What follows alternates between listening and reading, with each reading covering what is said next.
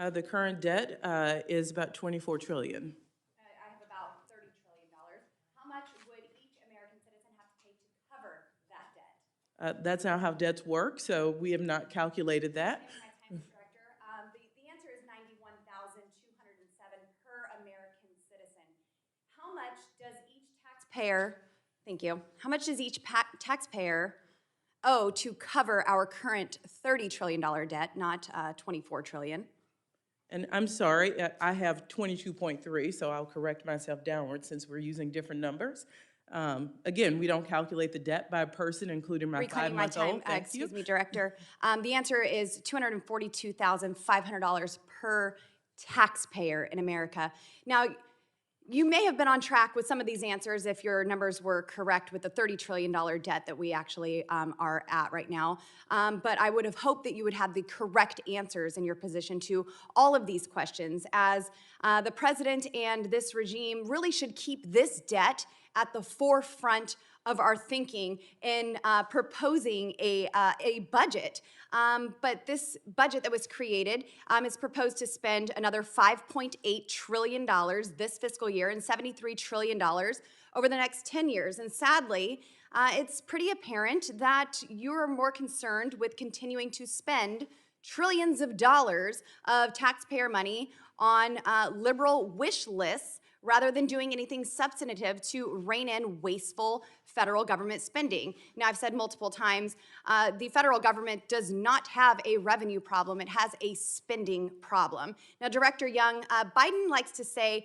show me your budget and I'll tell you your values. So let's see what Democrats really value. The word military appears 26 times in this budget, but gender, it's used 43 times in your budget. Equity, well, that's used 75 times.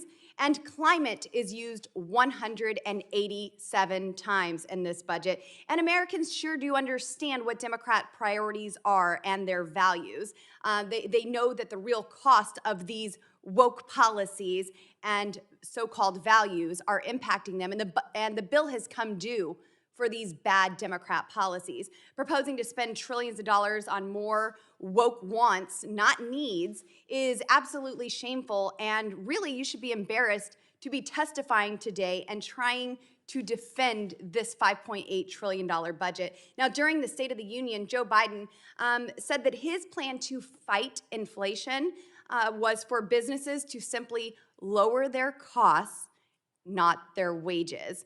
Director Young, I'm a small business owner, and I can tell you that that's not how it works in the real world. I understand that we use Washington, D.C. math here, but that's not how it works for real small business owners. Meat is up 13%, milk is up almost 12%, electricity is up 9%.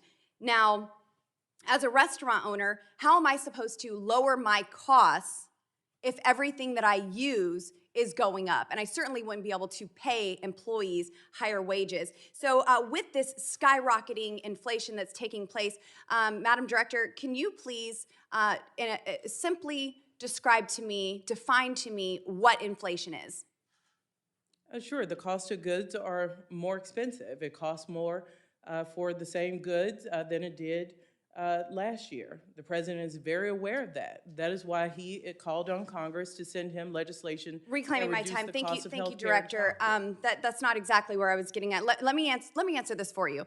So Milton Friedman, who won the Nobel Prize in economics, said that inflation comes from too much money being printed in DC. Specifically, and I quote, he said, inflation is a result of too much money and more rapid increase in the quantity of money than an output. Moreover, in the modern era, the important next step to recognize that today governments control the quantity of money so that as a result, inflation in the United States is made in Washington and nowhere else. So Director Young, in short, inflation comes from Washington, D.C., where the products we use aren't created, but the products we use are made more expensive.